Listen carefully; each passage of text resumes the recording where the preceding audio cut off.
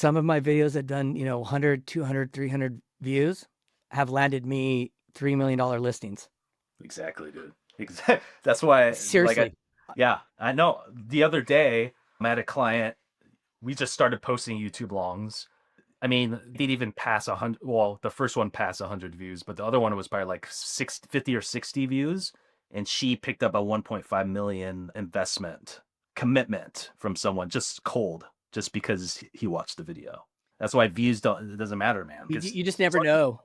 the right views. That's what matters. The right Yeah. views, and you just in the moment where it's just in somebody's lap and they got a thought process going and it connects with them, and then they reach out. Brace yourself for a wild ride into the unexpected. This ain't your typical success show. I'm here talking to real folks who've been through it all, skipping the fancy business talk for authentic stories. We're diving into childhood dreams, teenage escapades, and everything in between. No scripts, just the stories that truly mold success. Each episode takes you on a journey through those breakthrough moments that paved their way. No fluff, just genuine stories. So whether you're chasing dreams or just love a good story, buckle up for wisdom, laughs, and the unexpected. This is the Breakthrough Podcast, where success is a journey, not just some fancy destination. Don't miss out. Hit the subscribe button now and join our Breakthrough crew. I got some incredible stories to share, and you won't want to miss a single one. All right, guys, today's guest is someone who came in hot, like literally ready to roll the second we hit record. No nervous jitters, no need for mic checks, just all in from the jump. And that's kind of how he operates in life too. Michael Hudson is the founder of Praise Media, helping entrepreneurs and real estate investors get clear on their message and how to show up consistently with killer content. We talked about the reps it takes to show up on camera, how imposter syndrome creeps in even after success, and how something just dunking your face in a bucket of ice can inspire more people than you realize. So if you're out there trying to figure out your content game, or maybe you're just trying to find your rhythm again, this one's going to hit home. All right. Let's rock and roll, dude. Let's do it. It was funny what I was just saying before we jumped on. Usually we're, checking volumes and lights and all this stuff. And most people are kind of stressed out, especially if they've never been on a podcast. It's like that beginning nervous. And I'm like, it's good. You don't have to worry about anything. And you make a mistake or stuff, we just edit it out. It's all good. But then we jump on with you and you're just like, dude. Yeah. Hey, I haven't done too many podcasts, but you just kind of learn from the past and you just ready to go, man. Yeah. So you're bringing up about running. Yeah. Because I see, dude, you inspire me, bro. Because your stories, like you're either biking, you're either running, or you're doing something physical, and I'm just like, dude, I need to I work out I try to work out every day with weights and stuff, but my cardio game is bad. So I just bought running shoes and I'm going to start running. So that's why I was asking, what's like a good mileage to do, like per week, you believe?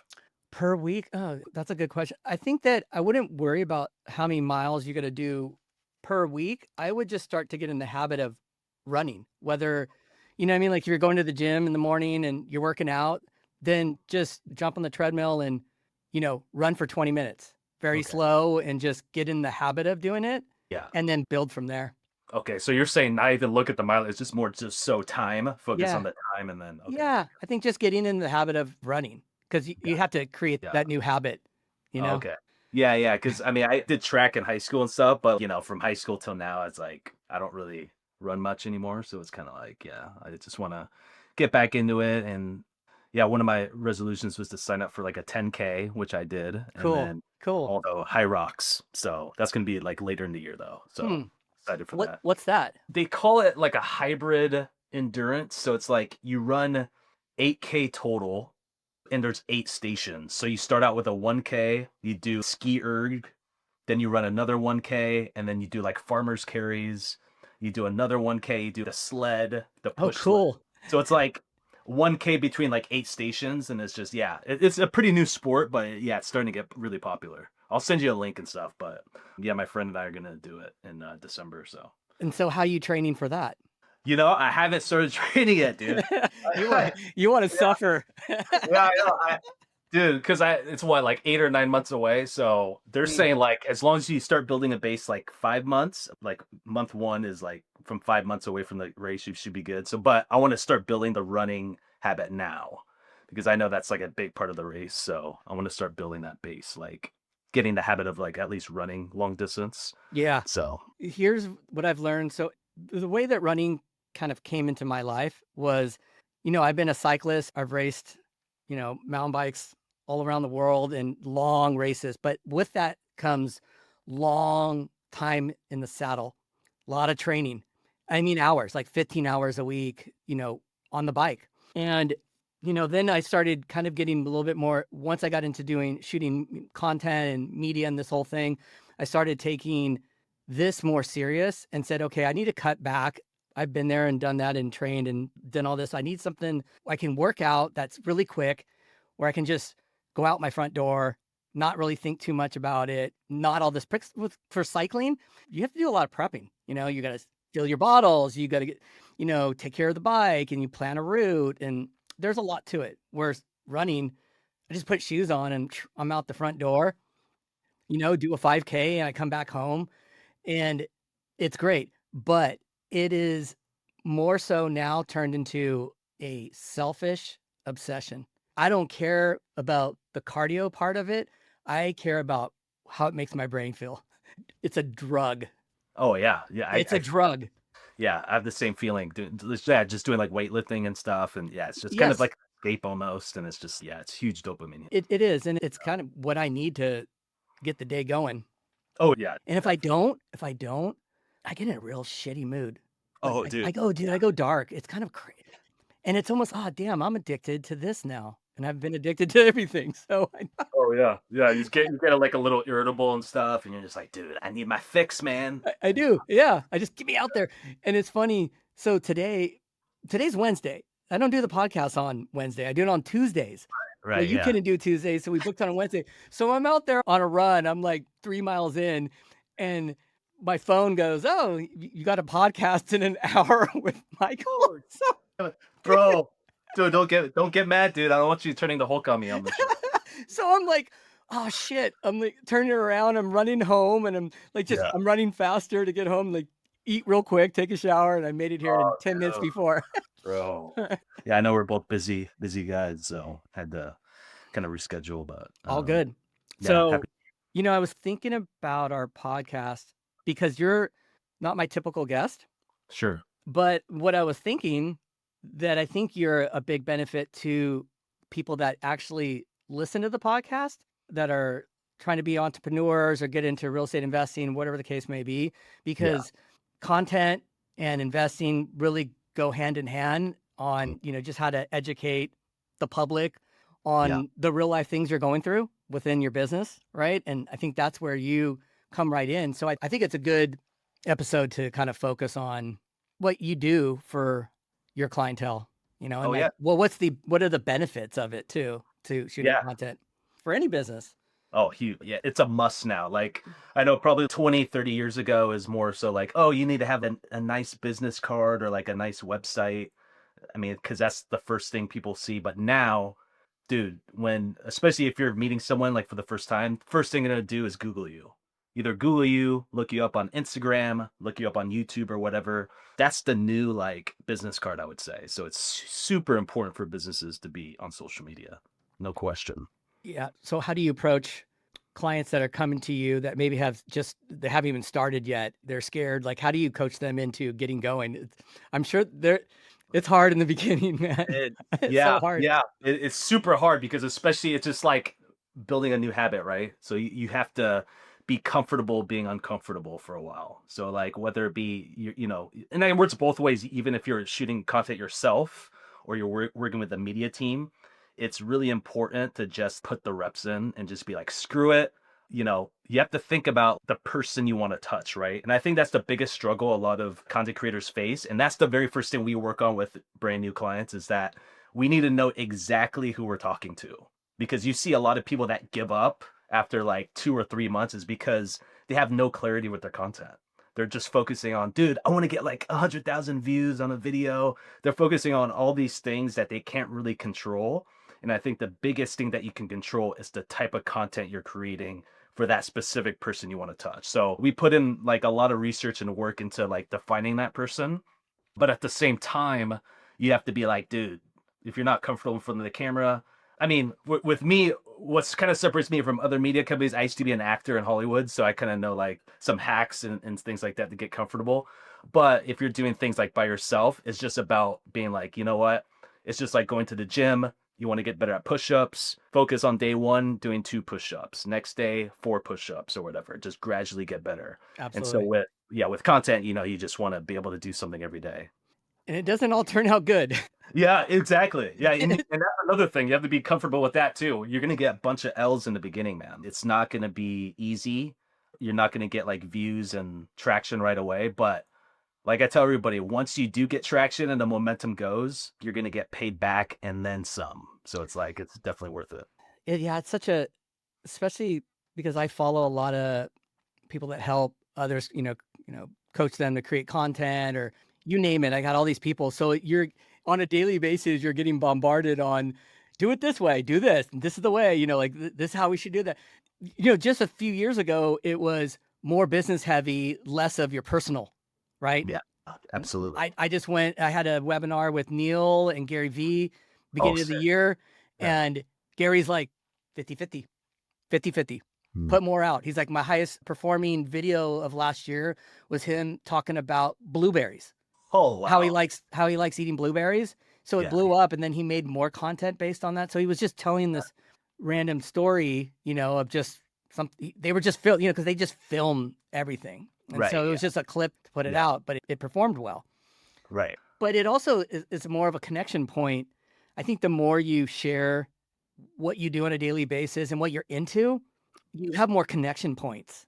Yeah. Then it turns out that it's not really about, can I hire you for a real estate transaction or become an investor? Or it's, oh no, he's into this kind of music or he's into this, you know what Yeah. I mean? And then you resonate with that person on that level, Yeah, you know? exactly. I mean, I could even speak personally, like from you, like just watching your stories, like the music that you choose. Like I just love the music that you choose, like on all your clips and stuff.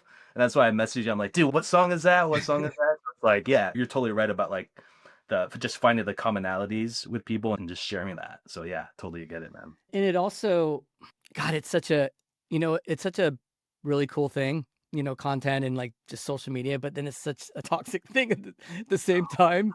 It's so bad right now, and I have to look.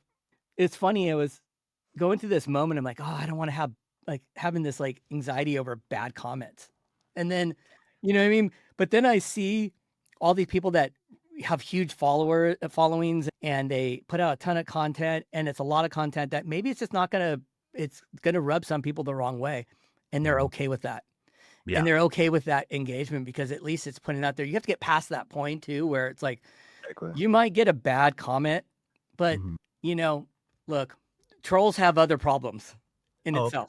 In itself, they have more problems than you do in a lot of ways. And it's just their way to kind of channel things throughout because, they can hide behind the comment. Most of them are private accounts. yeah, Like, exactly.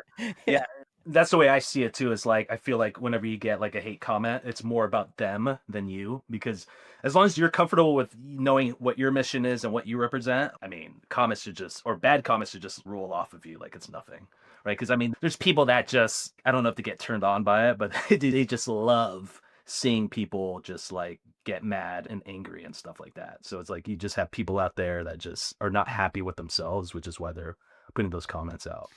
yeah, and I started noticing, I used to really like Twitter or X, Twitter back in the days. Yeah. I was a little bit, on threads, but it felt like everything started becoming the same layout from people, like how they put out, some type of piece of content. It's like a setup it's like a rage bait setup of something. It's like, it never felt very organic. And it's almost like everybody followed the lead on how they put it out too. I was like, God, this doesn't make sense. This is not even good. And it was Yeah. interesting. I even went through it with myself. Let's just say running. Like, I don't want to put out a video in the morning running and have to always throw like some type of inspirational thing because at the end of the day, that's not being very true to the whole scenario. So For then I sure. started thinking, I'm like, well, what did I really think about during that run? What was that one little thing that I thought about, that's very random? So I started posting that just with a black screen with white writing and just put it on there. Mhm. And that's what got the engagement was that because Oh, they're looking at it and they're like, oh shit, he's thinking about those things, and then it's being really true. And it's like, and it goes to the audience that is either going to resonate with them, they're going to respond back in a DM and stories. Then you got that real true connection instead of like, let me jump in here and try to, be like the rest, which is, you want to kind of follow trends, but you kind of also want to be your own person too, which is kind of a oh, hard balance, right? yeah, it is. And it's super tempting to, especially when you see like high performing videos, you're like, oh, dude, I want to get that same like Yeah. result, right? But yeah, again, it just comes down to, okay, is this video going to serve that person who I'm trying to connect with, right? And so, yeah, having that balance is definitely key for sure. What are the problems you have? Because you shoot a lot of content. What do you go through on a weekly basis that's, hard for you to kind of, press through? Yeah, I mean, right now, I would say like I'm pretty crystal clear on who I'm like trying to touch with the content. I think for me, I would say like issues right now is it's more so like psychological. I think in entrepreneurship, like imposter syndrome is pretty real. And there's times where I'm just like, dude, like, who am I to put out this video, right? But Yeah. it's like, again, I gotta remind myself and be like, dude, people are gonna connect with different people, right? Like me and like 30 other people that do the same exact thing, we may connect with 30 different people because of just the way we present ourselves, the way we speak, the way we present information, things like that. And so the idea of like, oh man, social media is saturated or like real estate investing saturated, I don't believe in that because there are billions of people or even millions of people that join or like start joining social media platforms every single day, and they're going to gravitate towards people that they vibe with the most. So Yeah. yeah, I mean that's kind of like my struggle right now is more like psychological. It's just reminding myself like, dude, you're different, there's no one like you, you're different, just keep going. So that's kind of like my Then you get like a DM or some kind of message on the side and it's somebody like, thanking you for something. You're like, okay, I'm on the yeah. right page, right? Yeah, exactly. Yeah. That happened just like a couple weeks ago. Like it's kind of weird. Well, I added to my morning routine, like putting my ice or my face in a bucket of ice or I saw whatever. that. It's been doing that every day. I just posted it's like 10 seconds or whatever on my stories. And it's crazy how many like DMs I get from people being like, dude, I'm gonna do that too. Oh man, I started doing it and it's like it helps with my day. So it's like even small things like that is pretty cool. So That goes back to the little connection point. yeah, exactly. You know what I Exactly. mean? Like that hits it right there. Yeah, I think I'm struggling with that part of my business right now is because when I started shooting content, it was more because I got inspired and I hated doing Mm, the traditional real estate marketing back when, with before like video was what it is today. I yeah. just hated doing just sold and, just listed and and just like, oh, I sold it. It was so stupid. I just hated it. It so drove me crazy.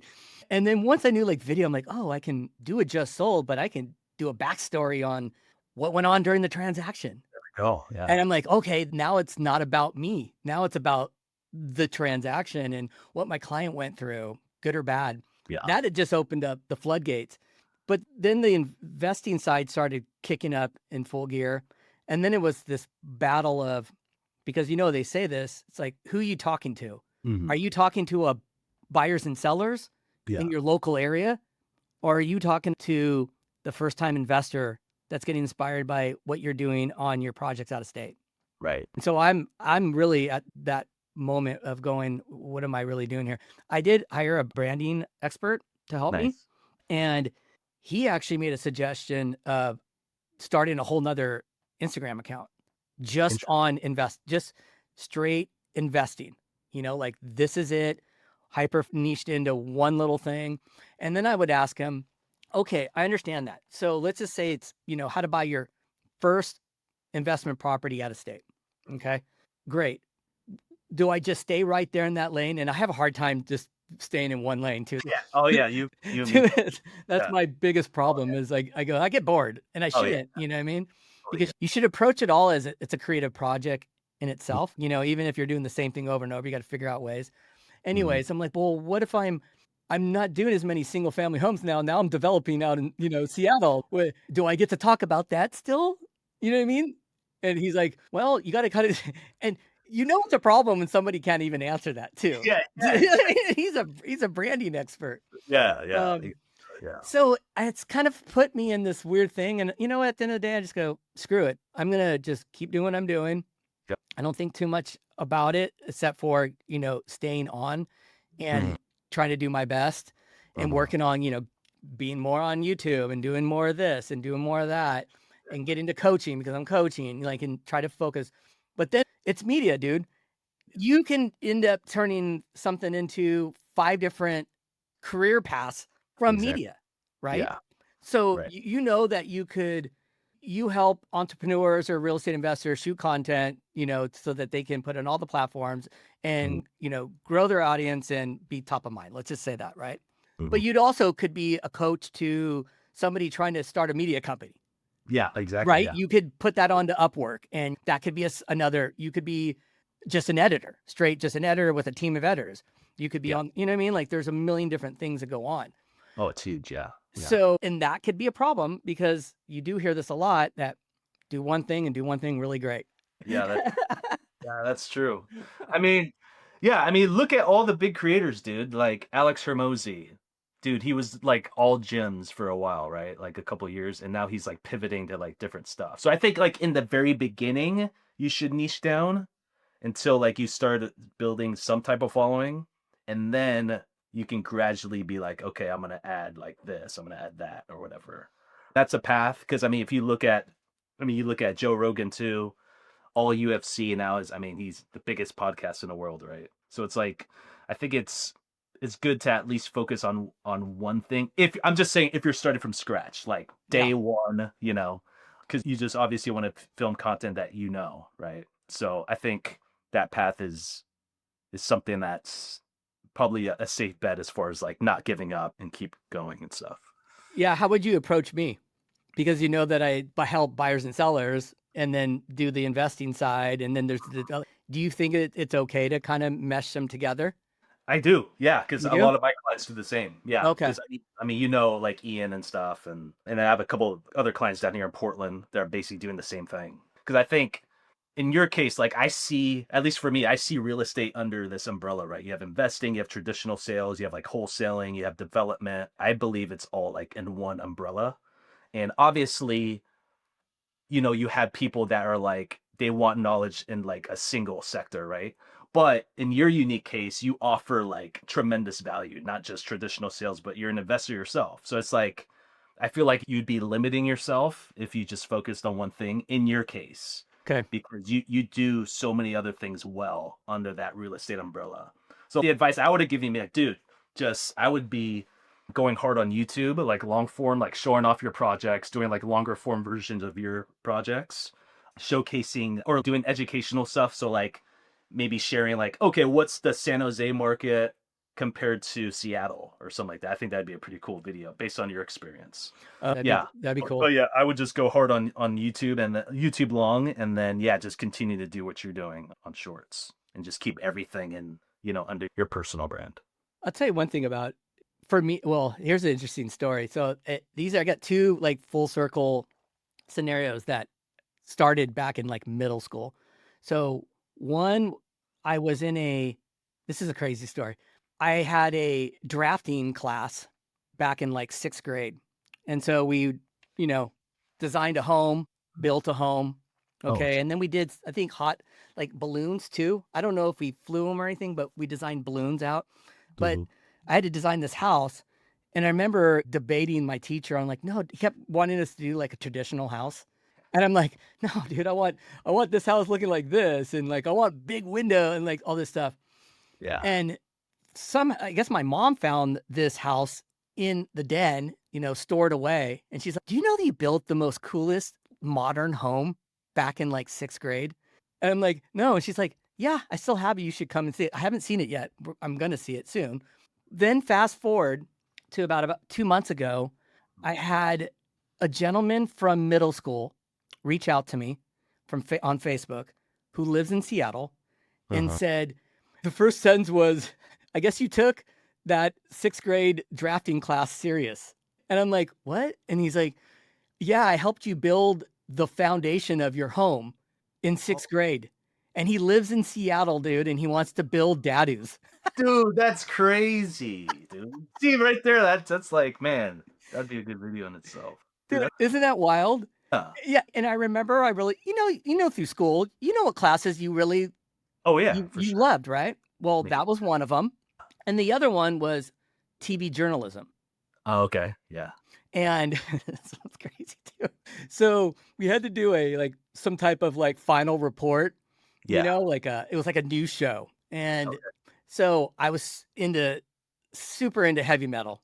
Okay. So I did mine on Motley Crue and how and all the girls that follow them, to all the concerts and stuff. So I brought these girls that I knew in class and dressed them up like heavy metal little groupie girls.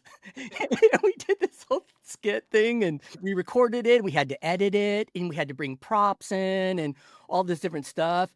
And I absolutely love that class. And now, fast forward to today, I hear that from other kids from that period of time about now that I'm shooting content. Like they're all, "Oh, it makes sense.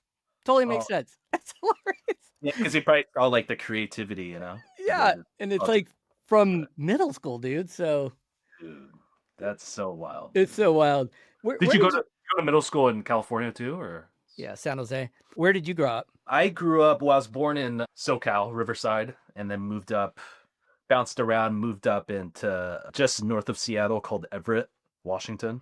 So grew up there basically from, 6 years old through college. Went to University of Washington. But yeah, it was pretty cool growing up there. But yeah, I moved down to LA for like 5 years. Met my wife, she's from San Diego, and then we moved back up here like 2016.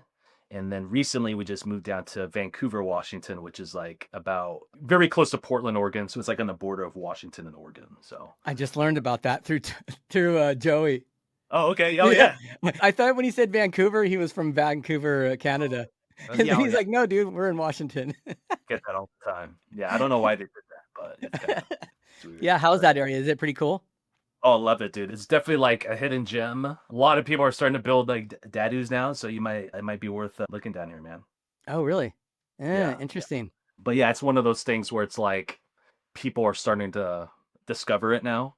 Just because if you think about it, it's like Washington historically does have state income tax. You go to Portland, which is like a 10-minute drive, no sales tax. So you kind of have like the best of both worlds. Like when you live, Oh, so yeah, so you could travel in there to grab your exactly. grocery. Yeah, yeah, and then Yeah, come get back. big purchases and stuff. Yeah, just drive like 10 minutes down, down south, and you're in Portland, and no sales tax. So How do you compare it to other areas south of Seattle?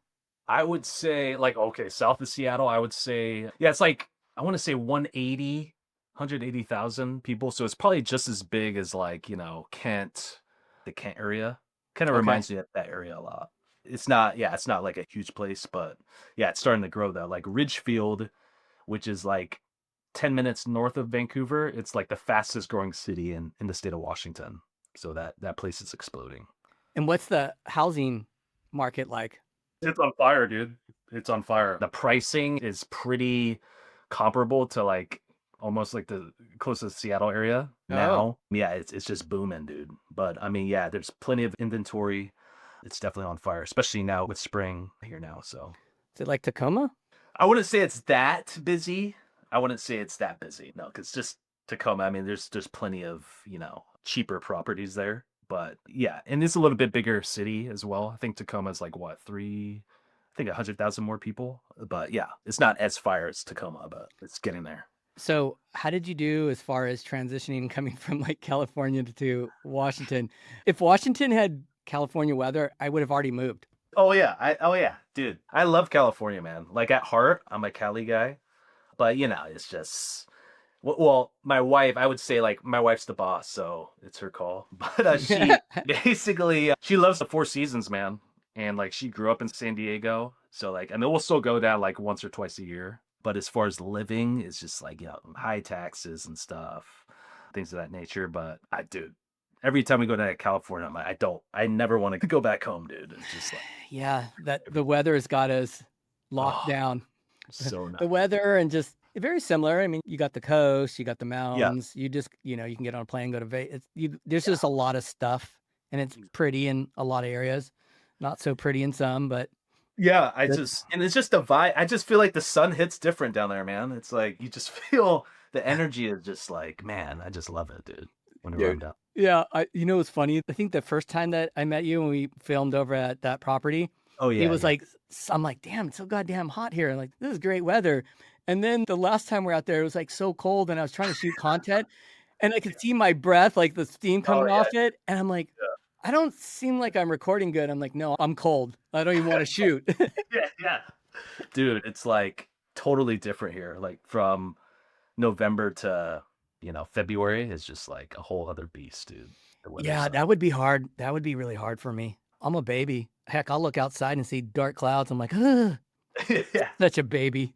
Yeah, Like, it changes your mood and stuff too, and yeah, it's hard to like kind of snap out of it and get to work and stuff. But yeah. yeah. Yeah. So let's walk through a client coming to you, what that looks like, and how do you get them from point A to B? I'm curious about that. Let's go with somebody who's brand new. Yeah, someone's brand new. Yeah, so yeah, there's a lot of research and that goes into place. So we basically asked them some onboarding questions about them, what they want to accomplish, about their business, and then from there we'll build them like a personalized content machine. That is like what we like to call it, or a content engine. And so what we do is we kind of do a mixture of like old school research and like AI, and we come up with like we help them develop their ideal video viewer. So we basically be like, hey, this is the exact person that we're going to revolve the content around, that who you're going to talk to with your content. And then from there, we basically set up kind of like our blueprint of the type of content that we're going to create. So basically do ideation. So we come up with the specific niche content. I would say 90% is that. And the rest of the 10% is more like Q&As, more like, I would say, content that has more of a personal touch. So we kind of develop those. We have a central hub for those that they can access. And then we set up our film shoot. So either be myself, I have 5 other videographers on my team. So it's either myself or one of us go out, we film the content.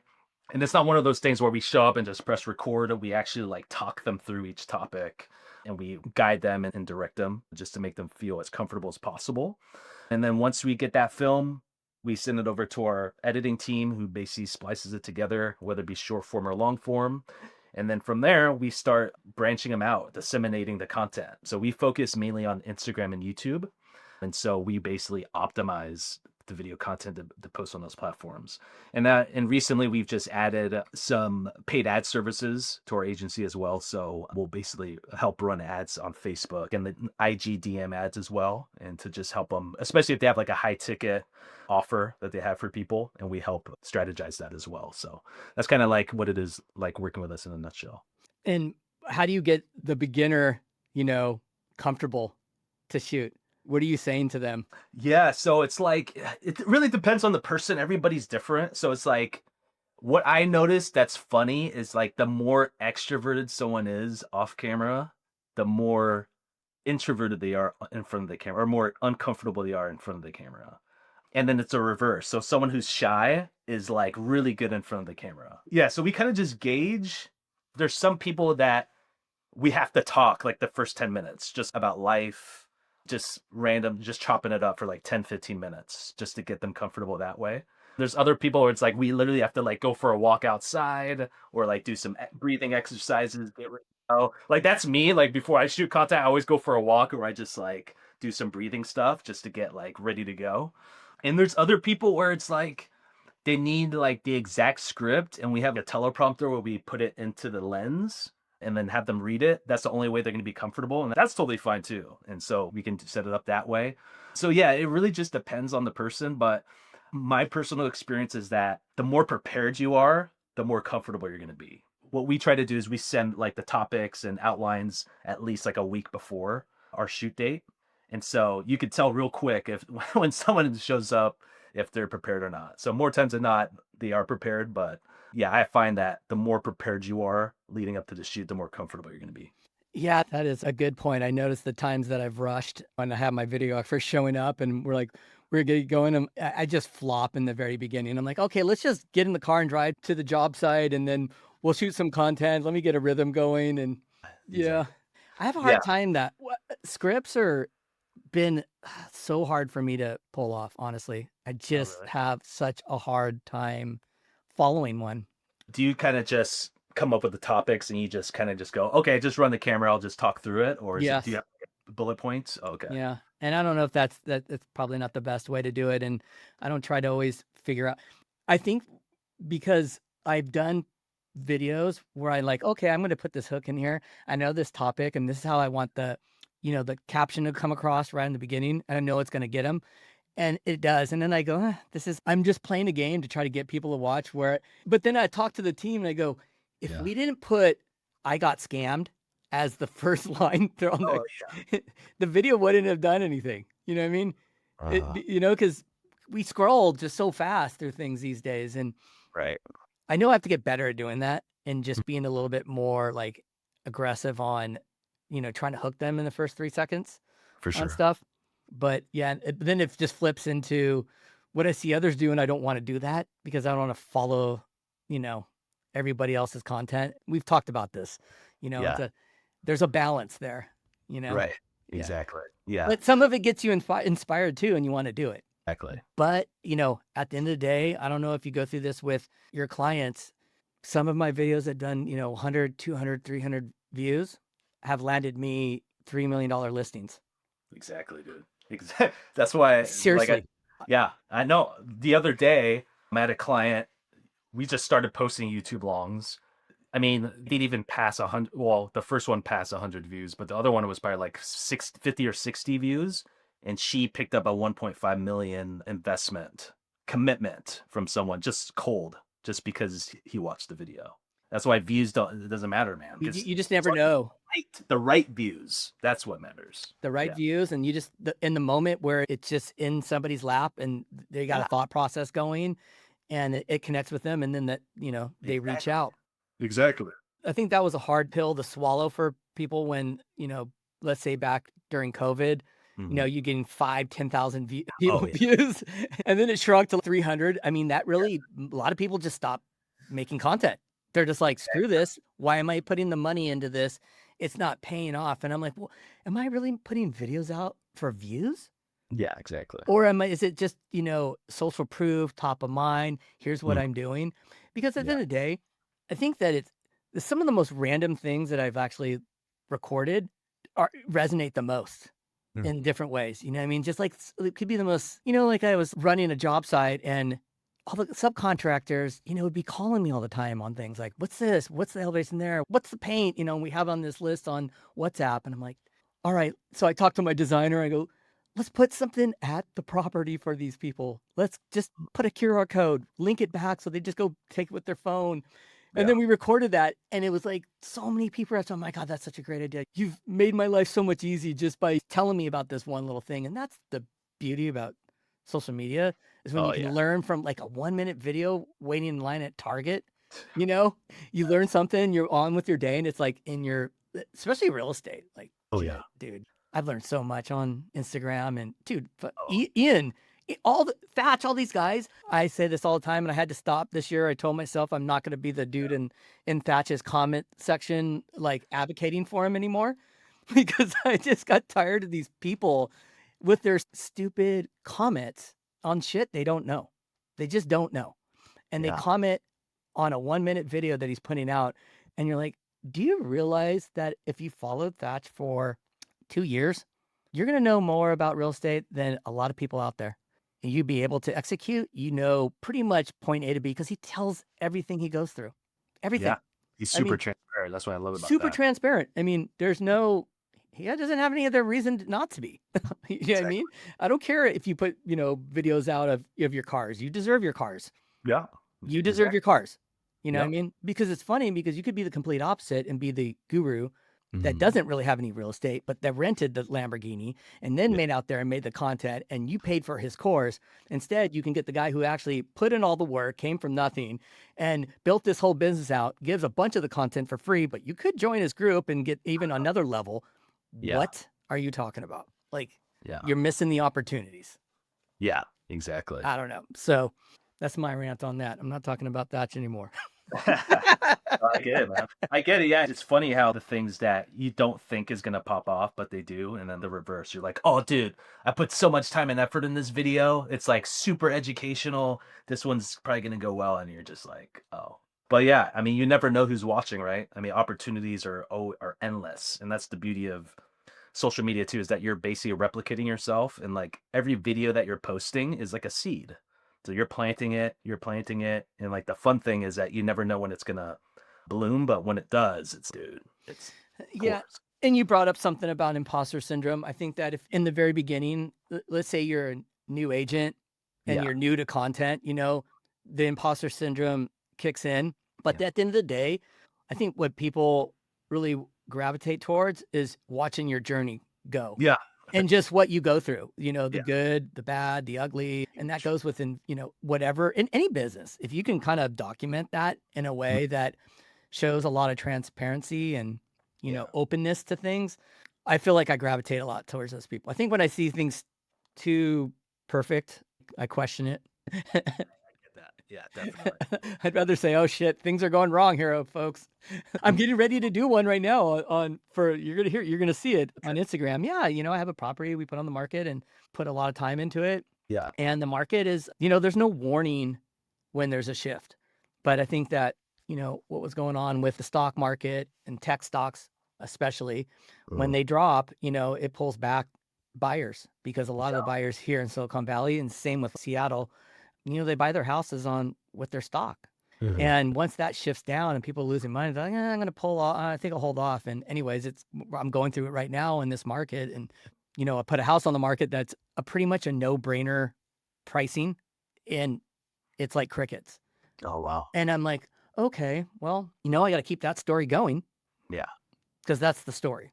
So I got to say, hey, Cambrian is not doing as good. I'm just going to lay it out there. And it could go to the point where it's like, hey, I have to take it off the market and I got to rent it out or we're going to try it another time because it is what it is. Can't hold that back. They've already heard the beginning of the story, which some people probably would. Like, oh, I don't want to tell that part because it would make me look less than or I failed or whatever. But dude, it's business. Nothing's perfect. Oh yeah, never ever. I mean, is that deal a fix and flip? So no, so it's my client's house. She owns it. Okay. It was a fixer and she wanted a certain price point out of it, which we wouldn't have achieved without doing a rehab on it. Because I have that background, I was able to go, hey, look, I'm going to get you private money. We're going to go in here and we're going to rehab it. This will increase the value. You'll probably make an extra couple $100,000 on it just for doing this. And back when we started it, the market was a certain way and the comps were a certain way. Yeah. And then that shifted. It literally started shifting 3 weeks before we went to the market. And I knew the minute the stock market did its thing and this tariffs and all the things that were kind of coming out and you just know when things are, that's why I keep asking Ian because we're putting 1/17th on the market soon. And I'm asking him like, what's going on, dude? We're in this position up there too. And he's like, I don't feel that yet. I just want that transparency to be there so that people can understand what I'm going through.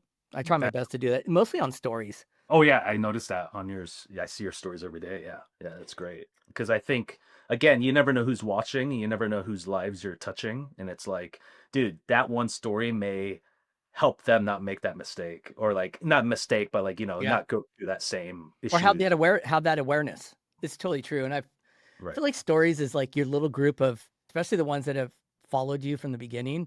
Right. I feel like I'm really, really, really talking to them. It's made for them. Like I really put more effort in stories than I do on my videos. Yeah, that's a great point you made is that, stories is specifically made for your followers. It's just to help nurture those relationships you have. Yeah. So it's definitely more intimate. Yeah. Yeah, and you can have a little bit more freedom there. Yeah, I agree. So you brought up a point that's kind of crazy. So you brought the music part, right? Well, okay. So in the beginning, when I first started doing stories, when stories became a thing, right? When they first came out, I got the video, I'm going to put it out. I'm like, what kind of music am I going to put on this? I love music and I'm, used to DJ. And so I'm electronic, but I was afraid to put like house music and techno and those type and progressive house music to the videos. Like I thought I was going to, turn off, but I'm like, well, dude, if I put out some commercial track, Michael, you would probably second guess why I did that. You would go, Steven did not put that song. Somebody else did that for Steven because that's not him. You know what I mean? I follow other people and like they have their music kind of selection too, right? And then it was okay to kind of lean into that. But then it was like, oh, then you find out there's a lot of people out there that like dance music. There's a lot of people that go to Burning Man. And then they're like, dude, I downloaded some of your songs so that I can put them in my videos. So I was like, okay. I saved like a lot of the songs I see, man. 'Cause I'm just like, oh, dude, this is sick. So it's like, and that's what's really cool because that's the connection. That's the glue to it all. Yeah. And then when that day comes, when it's looking to buy, looking to sell, Exactly. you know, it's the same thing with you. You know what I mean? Like if I move to Seattle, you're already top of mind. Right. Do I need a content creator? You know, do I need somebody on the ground? I don't need to go any further, right? I've seen your videos. I know what you do. I know what time you get up at. You get 5 in the morning. You can inspire me there, but you haven't got me there yet. Nobody has. One day. Dude, it's like you, Ian, Ann Curry. You know, I had her daughter on my podcast, Lauren. She gets up early and I'm like, dude, I'm such a night owl.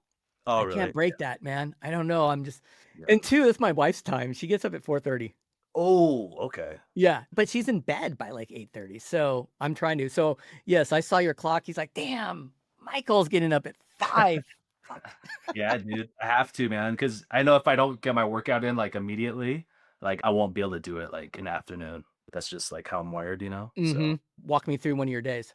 yeah, so yeah, typically you wake up around, 5, do my little ice thing, pray, because I'm pretty religious, so just thank God for another day.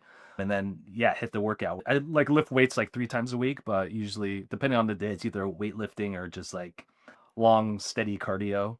And then from there, depending on if I'm filming a client or not, just doing work for Praise Media, talking to my team, talking to clients, kissing babies, meeting new people, networking and stuff like that. And then just making sure, everyone is doing well and performing well. And then from there, just spending time with the wife. So she's a nurse, so she's usually home like around 2:30 or 3 o'clock. So once she's home, we just spend time together and just kind of reflect on the day and then prep for the next day. Okay. So, not the most exciting day, but, get a lot of stuff done.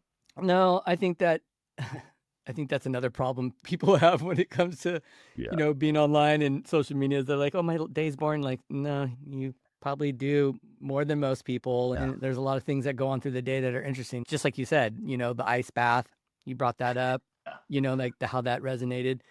Do you feel like you're pretty organized as a business owner? That's a good question. I would say I'm 90% there. I think like for me, I hate like I love numbers obviously, but like the accounting, like keeping tab, oh man, when it comes to that, that's the one thing I'm not like the most organized with. But I feel like everything else as far as like communication, setting up systems for communication with the team and stuff, setting up a content system for the clients, I feel like those are pretty dialed in, but like the taxes, accounting stuff is just super tough, dude. Yeah, you're in good company with that one. That's one thing I tell my business partners when we start off. I go, hey, look, I can be the visionary guy. I can paint the picture. I can put the team together and charge forward. The minute you hear me say I'm going to do anything with numbers, you should fire me because I can't stand doing it. It's the worst part of the business for me is accounting. I don't want to deal with it. Oh my gosh. It is much love to everybody that can do it because, dude, that is the most confusing thing I've ever experienced. Yeah. I can't imagine you too with real estate. Oh my goodness. Bro. Yeah, well, that part's okay for me. I'm okay with that part because I just ask a lot of questions on strategies on how to reduce my taxable scenario. But like the number part of it, I have a bookkeeper, then I got my CPA. Yeah. And even having all that in QuickBooks and all these other things in place, it's always an ongoing, and it's so many tax returns, man. Oh my gosh. Dude. It's crazy. It's so crazy. Oh my God. Because you have what? You probably have an LLC for each property you have? No, but I have, I have 4 partnerships. So, that's 4 separate K1s. Yeah. And then my own, and then my real estate, and my hair business still. Oh, okay. You're still, that's still right. doing hair a couple days a week. So it's all these different, and everything is all separated. So the salon has its own bank account. The real estate has it. The LLC has its own. So it's just bank accounts, but it is what it is. I mean, you can't outsource that. You can't outsource that part of it. Like there's this part of your business. I complained about it a lot. And then one of my friends, he works in finance, and he's, dude, you're a business owner. Shut up. That's what you have to do, man. Yeah, you're not going to love what everything else, you're not going to love everything you do. And that's just one you're not. So I'm like, yeah, okay, cool. All right. Yeah, that's true. Yeah. It could be way worse, dude. No revenue coming in and stuff. And like, yeah, I was telling my assistant that I saw this post about being an entrepreneur where it said, start the week off with $8 in your bank account. The middle of it, you have 60. And by then you're -3. Yeah. I saw something similar. It was like $7, like 64,000, and then the week it's like $1. Dude, that's so true, dude. It's so God. It was like, you make a lot of money. It's like, yeah, it's in real estate, and I don't know. It's crazy. Yeah.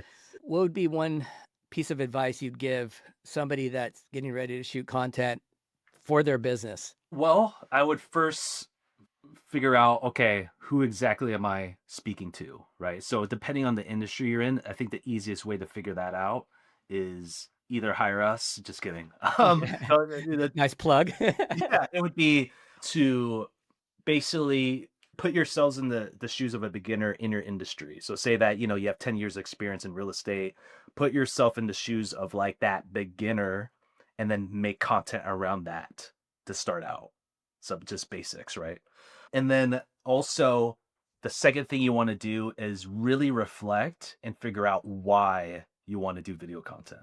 Is it to That's a big one. become more famous? Is it to get more leads? Is it to like build more brand awareness? There's no right or wrong answer, but that why is what's going to carry you through the tough times, because there's going to be times, dude, you're going to be like, oh God, I got to film 10 pieces of content today, or I got to meet my media team today. Like, dude, I do not feel like doing it. But that why is what's going to help you propel through those obstacles and tough times. So I'd say definitely lock down those first two things. And then the third thing is just doing it, man. Because a lot of people are hesitant about, oh, dude, I don't have the nicest equipment. I don't have a cool camera. I don't have like cool clothes or whatever. No, dude, just grab your phone, grab this phone, iPhone, Android or whatever, and just start filming content and putting the reps in. So I'd say those are the three things to focus on. Yeah, you definitely don't need a fancy camera. I can vouch for that. I'm staring at it right now. And I never use it. It's got dust on it. I use my iPhone on everything. Yeah, dude. That's all it takes. I guess if you really wanted to put money towards something, like if you wanted equipment, just upgrade your phone. Like just get the best phone and a good mic, like a wireless mic. All you need, dude. And just a stand. You're good. You're ready. Yeah. You're ready to go. Yeah, and it's definitely a rep thing too. Yeah, definitely. And I would suggest even this too. This like the Osmo Pocket 3. Oh yeah. Like, this is super good because it's like a gimbal on it. And it's only like, I think it's $400 or something like that. But yeah, that's a really good option too, in addition to your phone. I just got this one, the Insta360 Go. Oh, okay, yeah. This one? Nice. Yeah, and this one's been really cool because, it's magnetic, so you can put it here for shots, like doing this. It goes on your hat. It's just tiny. You can put anything metal. I've been using it in the car. Who's the maker? Who made it? It's the Insta360. Oh, okay, it's Insta. And then I have the same, very similar to what you have right there. I have that other one that's very. Okay. I like these gadgets, and honestly, I've been using this the most. This and my camera, because what I wanted for what I use this for, just to let you know. Yeah. You notice how I like record my conversations with people? Yeah. This is what I'm using. Oh, okay. Because I'm on my phone on speaker. And I have this mounted somewhere, and I just record. And that's what I wanted it for, kind of like behind the scenes kind of things. Yeah, that's great content. Does it have a mic on there on the Insta, or you have to record on your phone? It has a mic on it. The only bummer, I think the DJI has a version like this that actually connects to the DJI wireless mics, which is cool. This one doesn't. It can record to a mic, but then it's like the audio is separate to this. Right. And you have to splice them together, I guess. And I'm like, okay, that's too much. But in my car and here, it's been totally fine. That's good. Yeah. It's cool. So where can the audience find you? Well, you can find me. I'm mainly active on Instagram and YouTube. So you can just type in official Michael Hudson.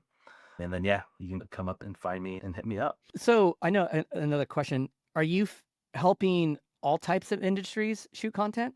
Or is it I know you do a lot of real estate, but are you branching out to others, or do others contact you as well?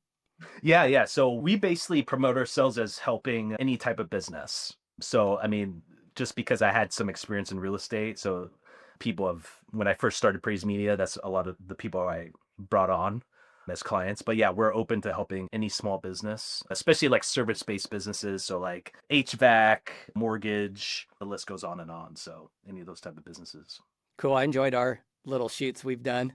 Yeah, dude, it was fun, man. Yeah, that was great. You're a pro, man. You're like super easy to work with, man, because it's like didn't even really need to like give you much direction. It was more just like following you around because it was more like behind the scenes stuff. But yeah, you're super easy to work with, man. Ian was great too. It's like I started turning it into an interview for him. Oh yeah. That was good. That was a good interview too. And then like, yeah, with Ian, it's just like you just gotta like make him laugh and stuff, which you did, and then he'll be like way comfortable. And yeah, so like, I know, and it totally threw him off sometimes when I'd say something to him. He's like, oh yeah, what the hell is he saying?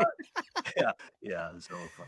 Cool, man. Hopefully I'll see you the next time I come up to Seattle, which is probably sometime next month. I definitely wanted to get you to help me on this other property that we just picked up that we're kind of midway through. Yeah, but it was too damn cold, and I didn't want to waste your expertise. Oh yeah, I get it, dude. Yeah, it's tough. It's brutal. To the cold. But yeah, man, hit me up, dude. I'd love to see you again. And whenever I'm in your area, I'll be sure to reach out to you as well. Yeah, absolutely. Keep rocking it, dude, and get out there and get your cardio on. I want to see videos. You put it out there to me, so now it's time. I guess you could try to hold me accountable for the 5 a.m. I think I'll try for 6 and baby step it. Yeah, do like a couple weeks 6 a.m. and then boost it up to like 5:45, and then totally get that. Yeah, everybody's got something to strive for. Oh yeah. Right on, buddy. I appreciate it. You have a good day. All right, man. I'll talk to you later. Thank you for tuning into our show, where we hope you found inspiration and gained valuable insights. If you enjoyed this conversation and want to stay updated on our latest episodes, be sure to subscribe to our podcast and share it with others who might benefit from it. We appreciate your support and look forward to bringing you more candid conversations and breakthrough moments in the future. Until next time, take care and keep exploring new ideas and strategies.